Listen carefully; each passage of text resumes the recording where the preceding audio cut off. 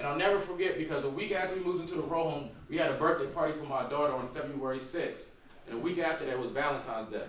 Any of you guys like Valentine's Day? I used to. But Valentine's Day was the day I got arrested. And the reason I remember that date was because my girlfriend and I were supposed to be going out to eat. And I know you guys are young, so you guys shouldn't have boyfriends and girlfriends, but if you do, and you're supposed to go out to eat with somebody, and they don't show up, might not be your girlfriend anymore. But I'll never forget because the first time I got arrested, they put me on probation. But if you get arrested on probation, you don't necessarily get that luxury of another probation, right? So I knew I was going to jail because I had a quarter pound of weed in my backseat and I had a gun on my lap. And the cops got behind me. My friend was sitting next to me, and I threw him the gun and I was going to start driving because I was in police chases before. And he threw the gun back and told me that we would be okay. And the second he threw the gun back, I froze, and the cops hit the lights and they pulled us over.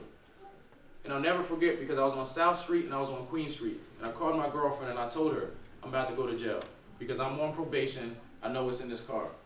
And she was the always out by Gabriel Brothers, and she drove the whole ways in town. And I'll never forget, by the time they got me out the car, they had me in handcuffs. I was sitting in the back of the seat and I looked up and there was my girlfriend sitting there with her head down crying, staring at me in my eyes. And neither one of us could figure out how did we just go from being in college playing basketball on a scholarship to sitting in the back of a police car waiting to go to jail. And the reason that this affected me so much was because I just told you guys, my daughter's 2-year-old birthday was literally a week before. And I didn't know how long I was going to be in jail, but I knew I wasn't going to be able to be there for my girlfriend and my daughter, the two most important people in my life. So after I transitioned and I go to jail, I was fortunate enough to get boot camp. And I'm not going to bore you guys with the jail stories, but I do want you guys to know jail's not like the movies, it's not like TV, it's not all it's cracked up to be. Right? In fact, before I even was able to do anything in jail, I had to fill out paperwork just so my girlfriend would be able to come see me.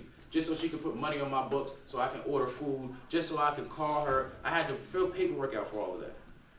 And when they finally granted the paperwork, a week later I got to see her, and I'll never forget because 20-minute phone calls for 19 minutes we sat on the phone and we cried. In the first visit, I'm in my orange jumpsuit and there's 3 inches of glass in between us, and we just sat there for 30 minutes and we cried because we could never fathom this nightmare. So I usually, when I come and talk and I tell people this story, my only question is, the decisions that you make on a daily basis, what are they leading you to?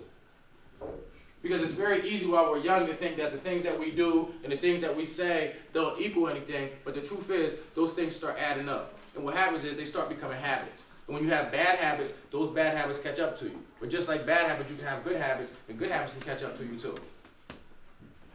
But the decision that you have to make as a young person is what kind of person do you want to be as you continue to get older.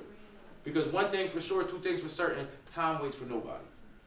I blinked my eyes and I went from a senior in high school getting a scholarship to sitting in jail. I blinked my eyes again and here I am in front of you guys. Time waits for nobody.